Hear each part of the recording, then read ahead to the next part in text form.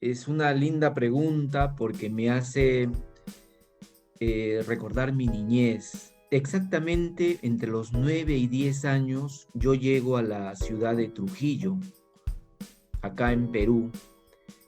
9 años antes había vivido en la selva, en unas ciudades que se llaman Tingomaría y Pucallpa. Emergentes, ¿no? Donde no había mucho asfalto. Realmente eran pueblos que entraban en esta dinámica de la industrialización, entre comillas, o del progreso, ¿no? En esos pueblos, digamos, en vías de desarrollo, yo viví mis primeros 9 años. Lindísimos, porque tenía una libertad total para poder salir hacia lugares, digamos, entre comillas, no muy conocidos, llenos de bosques. Me acuerdo siempre de los bosques naturales que hay en Tingomaría y en Pucallpa, que son de hectáreas inmensas y que alrededor existe una universidad vivencial que se llama la Universidad Agraria de la Selva, donde no solamente investigadores, estudiantes peruanos desarrollan, digamos, o estudian, ¿no? Sino vienen profesores y estudiantes ingleses, extranjeros, ¿no? Alemanes, de tal forma que viajar a ese, a ese interior de esa universidad vivencial que era una cosa maravillosa. Veías villas hechas por alemanes, veías por otro lado también villas, o sea, casitas, ¿no? Como colonias de Inglaterra. Y todos ellos, digamos, tenían un único objetivo. Eran entomólogos, principal entomólogos, ¿no? Y luego ya después de muchos años, resulta que Tingomaría y Pucallpa, de la región de la selva de acá del Perú, tiene una variedad muy importante de aves, o sea, de flora y fauna. Pero yo recuerdo con mucha, ¿cómo se dice? Con mucha nostalgia y mucho amor todas esas vivencias que las recorrí en una bicicleta roja. Cuando yo llego a Trujillo, mi mundo cambió porque Trujillo es la costa.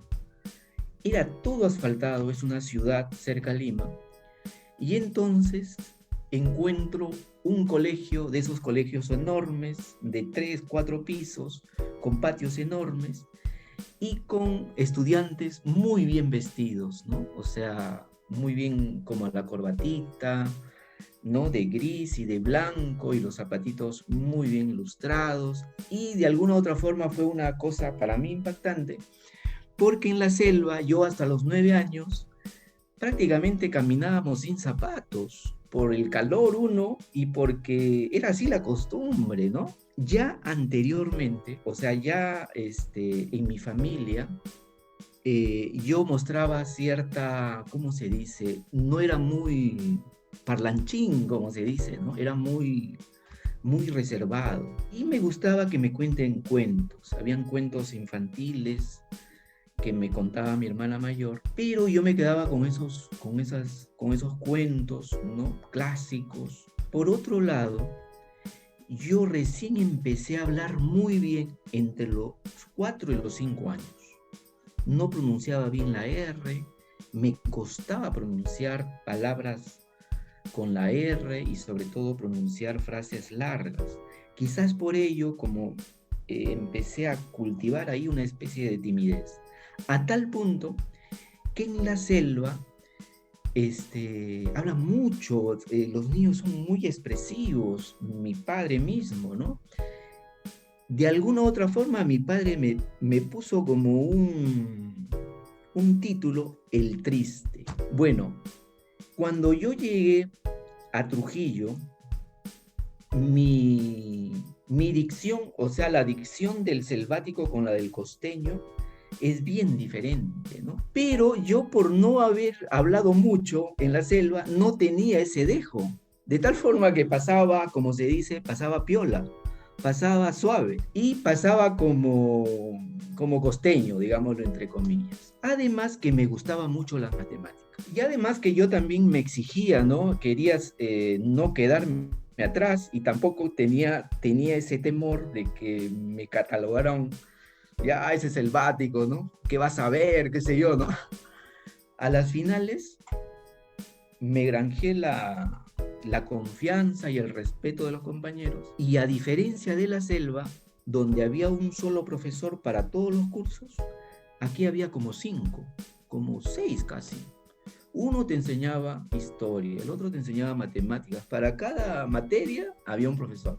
Y había uno de literatura, muy mayor, canoso, y tenía todo un garbo para entrar. Eso siempre no me olvido. El profesor empezó a hablar de un cuento que se llama Paco Yunque, que hasta ahora les leo a mis hijas. Paco Yunque es uno de los cuentos de César Vallejo que reflejan nuestra realidad. Así como hay una forma despectiva de tratar al selvático, también hay una forma despectiva de tratar al de la sierra, ¿no? César Vallejo es de la Sierra de la Libertad, en Santiago de Chuco, y Paco Yunque refleja más o menos nuestra idiosincrasia, ¿no? Entre comillas, entre nosotros, entre los peruanos, hay mucho racismo, nos choleamos muy fácilmente. Bueno, me centro en Paco Yunque. Paco Yunque es un niño campesino de la Sierra de la Libertad. En la Sierra de la Libertad, ¿cómo es la vida, no? Yo soy médico. Cuando uno termina la medicina, o sea, la carrera, tienes que servir, entre comillas, a la patria 1 año. Y me fui al sitio donde nació César Vallejo. Y más al fondo todavía, como se dice, en un sitio que se llama Unigambal. Pobreza, estaba hablando de 1998, ¿no? Y mucho oro se sacó en una época de esa Sierra de la Libertad. Paradójicamente, entonces a eso más o menos se refería. Entonces mi hija que estudia economía, yo le decía, ¿cuándo vamos a dejar de ser los Pacoyunques? Pacoyunque era un campesino criado, digamos, ¿no? O sea, los padres eran empleados del jefe de la mina, que se apellidaba Grief. Y este señor Grief, que era el gerente, digamos, de la mina, tenía un hijo que se llamaba Humberto. Y lo trataba como zapatilla, como se dice a Paco Yunque, ¿no? Paco Yunque era muy inteligente y Humberto Grief le decía, ya, hazme la tarea de matemática, hazme la tarea de historia. Y Paco Yunque tenía que hacerle, ¿no? Porque era su sirviente, digámoslo así, ¿no? Pero aún nos sentimos Paco Yunques porque el poderoso es el que tiene más dinero, digamos, y el que decide políticas, etcétera, ¿no? Hay una corriente muy importante actualmente de querer olvidarnos de los apellidos, ¿no? Porque si te apellidabas Grief, si te apellidabas, no sé, Kuczynski, por ejemplo, eras intocable. O sea, si te apellidabas García, ya fuiste. Tenías que tener buen apellido y dinero, digamos. Pero eso se ha perdido ya en esta última década y estamos en una cierta evolución, no solamente veo económica, sino intelectual, ¿no? Y bueno, y ahí viene ese poema que dice, hay golpes en la vida tan fuertes, yo no sé, dice, ¿no? Golpes como del odio de Dios, como si ante ellos la resaca de todos los sufridos, en posar en el alma, yo no sé.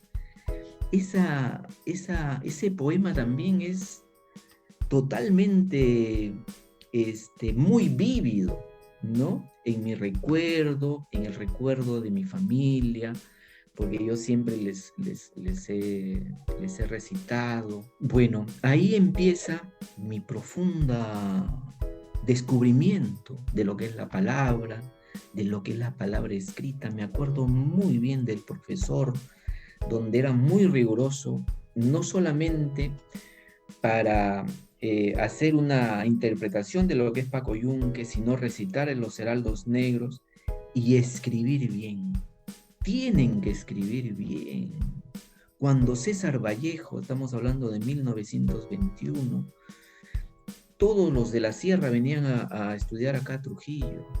Y cuando había un cumpleaños, uno de sus compañeros le pide 2 o 4 gallinas para que haga una fiestita con sus compañeros. Y la madre no le puede mandar los 2 o 4 gallinas. ¿Por qué? Porque había leído 204. Cuán importante es poner la O y el acento, nos decía, ¿no? Y luego viene Ciro Alegría. Ciro Alegría también es de la libertad. Él es un abogado de la profesión. Y él hace, en esa situación de abogado, en cada problema, o sea, en cada problema legal, él empieza a escribir todas esas historias. Y ahí empieza a gustarle este asunto de escribir. Y entonces, por una cuestión política, es desterrado, exiliado allí a Chile y encarcelado, ¿no? Pasa casi un año y escribe Los perros hambrientos, ¿no? Como una recopilación de todos esos sufrimientos que tienen los campesinos de parte de los que tienen mucho dinero, ¿no? Y ahí también es una cosa muy importante de Los perros hambrientos, ¿no? Porque tiene una prosa casi poética de cómo describe estos perros que van detrás de las ovejas albas, ¿no? Dirigiéndolas, siguiendo el viento, qué sé yo, ¿no? Los perros hambrientos es un libro que está ahí en la biblioteca, permanentemente, digamos, en la retina, queriéndolo releer. Luego viene esto de la adolescencia, vienen estos poemas de Becker, ¿no? Estas frases potentes, ¿no? ¿Qué es poesía? Poesía eres tú. Son frases pero inolvidables. Y luego viene como un silencio, porque viene esta presión de ¿qué vas a hacer cuando terminas la secundaria y tienes que aprender en la academia para poder ingresar a la UNT? Tengo la oportunidad de viajar a Buenos Aires en el año 88. En vez de estudiar parte del curso de la medicina, empecé a leer como un loco a Borges, a Casares.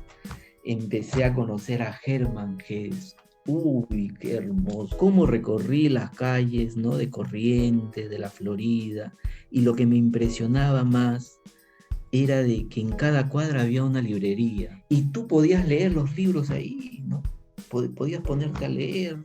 Y ahí descubrí a Borges, a su amigo Bioy Casares, y esa manera de escribir y dejarte, uy, ¿qué pasó? Y tienes que volverla a leer para poder encontrar el hilo y decir, uy, este es un maestrazo totalmente, ¿no? Ahí nomás Cortázar, ¿no? Y bueno, con Cortázar me pareció que es más fluido y también un poco más poético. No sé si ustedes recuerdan, Continuidad de los Parques, uno de los cuentos de Cortázar, o el de los vampiros, ¿no? Pero esa continuidad de los parques, cuando el señor empieza a leer una novela de traición, ¿no? Entonces, entre viajar de su casa a su trabajo, lo leía y lo releía, cómo los amantes empezaban a urdir para asesinar al esposo. A la final les llega a la casa, ¿no? Encontrarás, dice, empieza a releer, ¿no? No sé si lo recuerdan, encontrarás una puerta azul, por decir, ladrarán los perros. No ladrarán los perros porque ya los escondí, digamos. Abres la puerta y encuentras el respaldo de un mueble verde y alguien recostado leyendo sobre la novela y el amante lo apuñala, ¿no? O sea, pero eso es Continuidad en los Parques, un cuento también muy poético, conciso y tremendo, ¿no? Que desde esa época también les leo a mi familia. Qué grandioso es esto del lenguaje, ¿no? El lenguaje te puede remover, digamos, de un estado de rutina a un estado, ¿qué pasó? No estoy acá en mi rutina, estresado y me siento tan tranquilo leyendo este tipo de cuentos o de poesía, ¿no? Pues la verdad, siento, vamos, quiero decir, desde siempre, desde que soy muy, muy joven, siempre me ha gustado, digamos, ser una persona activa. El primer encuentro con la poesía realmente, así a bote pronto, no lo recuerdo, como si dijéramos de una manera un poco concreta. Sí que recuerdo en las clases, en el colegio, sobre todo en las clases de literatura, y gracias al profesor que tenía ya cuando estudié el bachiller, aunque seguramente mi interés por la poesía venía desde mucho antes, pero sí que tengo muy presente cuando estudiaba el bachillerato con 13, 12, 13, 14 años, esos primeros encuentros con la palabra que decía algo. Y yo recuerdo en ese sentido a mi profesor de literatura con los ejercicios que nos mandaba muchas veces de creación. Y también recuerdo un trabajo que hice en filosofía sobre el libro de Aldous Huxley, Un mundo feliz, en el cual hice una poesía acerca, o un poco respecto al argumento del libro de Un mundo feliz, que me agradó mucho porque el profesor, cuando me dio la nota de ese trabajo, aparte de la nota, que fue un notable, que no fue una nota estupenda, pero bueno, a mí me significó mucho, me dijo, me gustó mucho tu poesía. El comentario que tenía el trabajo me dijo, me gustó mucho tu poesía.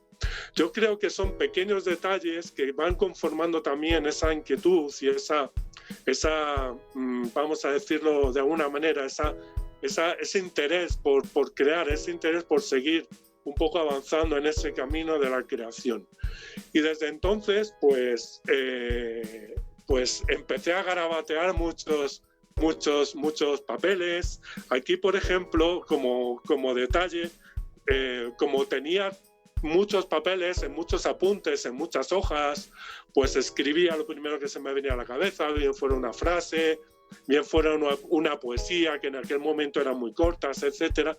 Pues bueno, al final tengo este cuaderno, que es el primer cuaderno en el cual hago una recopilación, por así decirlo, de muchas de las poesías que escribí desde antes de los 14 años y que, bueno, pues algunas de ellas son demasiado infantiles en ese sentido o son el primigenio, la semilla, el primer contacto con la poesía. Y bueno, pues si me permiten, pues una de ellas, por ejemplo, sería: me gustaría ser niño y volver a la infancia otra vez y ver el mundo a mis pies, quisiera ser niño otra vez.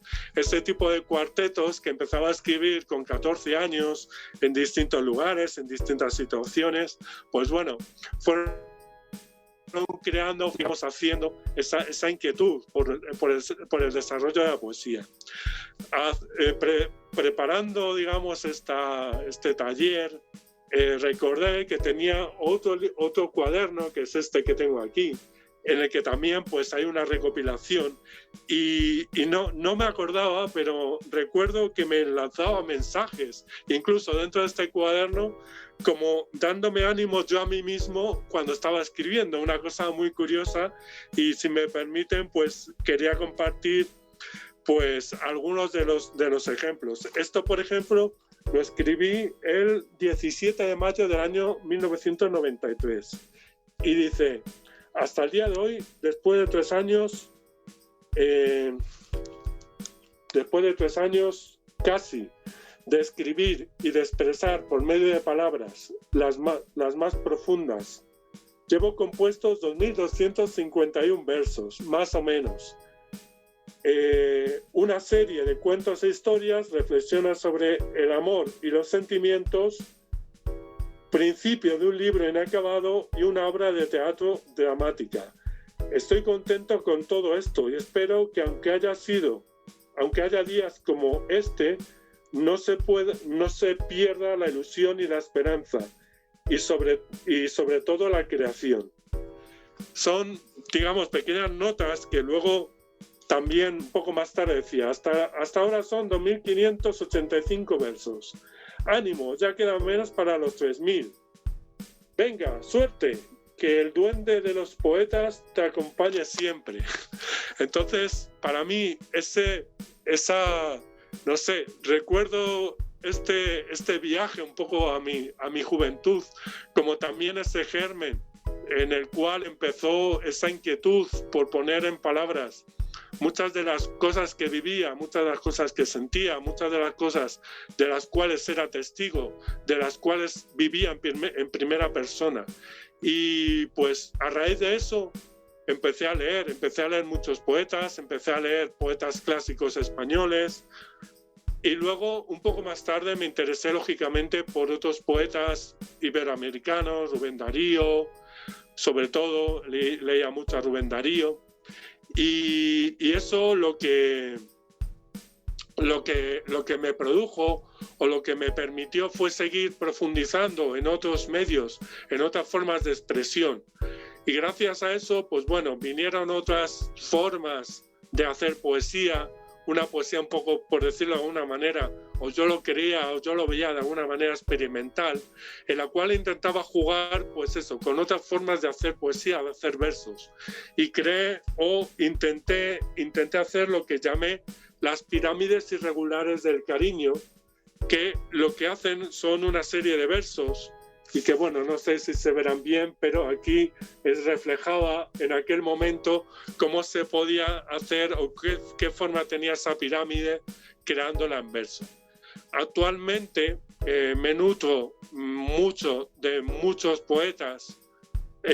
Aquí donde vivo, en la ciudad de Béjar, en Salamanca, en España, desde la cual Béjar, ciudad cervantina, la primera que se menciona en el Quijote porque está dedicado al duque de Béjar, desde la cual os envío un cordial saludo a todos. Pues por ejemplo aquí en Béjar tenemos a uno de los que yo considero actualmente uno de los mejores poetas en lengua española, que es Luis Felipe Comendador, el cual tiene una poesía muy comprometida, una poesía social, una poesía que habla, una poesía que llega, y es uno de mis referentes actualmente, esa poesía comprometida, esa poesía que llega, esa poesía que, digamos, va mucho más allá de la simple descripción de lo que puede ser un verso que llega al corazón, un verso que te toque el alma, un verso que sea un canto a la vida, al fin y al cabo, un canto a lo que estamos viviendo, lo que estamos pasando. Entonces, bueno, más o menos esa es mis primeras experiencias con la poesía. Ese es mi recorrido un poco personal, del cual me sigo nutriendo, me sigo enriqueciendo cada día y seguramente lo seguiré haciendo como he hecho en estos últimos 30 años y todo lo que me queda, gracias a Dios. Es una pregunta un poquito difícil de entender, quizás. Mi primera conexión con la poesía fue inadvertida, como quien se encuentra con algo muy valioso que no sabe reconocer y que es algo que te rodea y algo que te impacta, pero realmente no tienes un background de ese algo con el cual te estás encontrando, como quien se encuentra con una perla de mucho precio y no sabe apreciarla porque no sabe de perlas. Yo no tengo realmente una trayectoria de conocer poesía o de leer poesía o de apreciar la poesía de toda mi vida, sino es algo más o menos reciente, algo que ocurre en mis últimos 10 años de existencia probablemente. Comenzó como un experimento más de redes sociales, de involucrarme un poco en la red de Twitter y saber cómo se vive ahí, cómo llega uno a conocer gente que son influencers en una red como esa, como haciendo una especie de trabajo de campo de cómo se vive en las redes sociales. Y en eso empecé a encontrarme con mucha gente que escribía esos pequeños trozos de poesía urbana, como yo le hablé en su momento, yo le llamé en su momento, yo les decía, ustedes son como poetas urbanos y traen pensamientos que a mí se me hacen muy frescos y muy impactantes, con tan breves palabras, en una colección tan breve de caracteres que me impactan demasiado, y empecé a envolverme en eso, a tratar de escribir también pensamientos que surgieran del alma, expresiones que pudieran en tan breves palabras reflejar un sentimiento, una emoción, una sensación que se vivía en el momento en el que estaba viviendo yo ese tweet que estaba escribiendo. Y eso me fue llevando a redes de gente que era mucho de exponer sus sentimientos, de abrir sus sentimientos en esa micropoesía, que con el tiempo la fui entendiendo así como una micropoesía, y poco a poco eso se fue como tejiendo una red, y de alguna manera fui cayendo y cayendo en ese abismo de palabras que expresaban esas sensaciones profundas, y terminé cayendo en una red de poesía que me encantó, que me pareció impresionante. Eso fue allá por el año 2017 aproximadamente, y empecé a involucrarme y a leer mucho de la poesía que ahí se expresaba, y empecé con mis primeros intentos también de escribir mis primeros poemas, que comenzaron mucho como con prosa poética, tal vez prosas poéticas un poquito largas, con mucha profundidad de lo que estaba sintiendo tal vez en su momento, o lo que había estado sintiendo a lo largo de décadas de mi existencia, y eso se fue dando así. Fui conociendo gente muy conocedora en el tema de la poesía, gente que realmente sí traía trayectoria de amar la poesía, de vivir la poesía, de leerla, de digerirla, de que fuera como un suero de vida para ellos, y fui cayendo en eso, y me encantó, y hoy día es una parte esencial de mi existencia, ¿no? La poesía.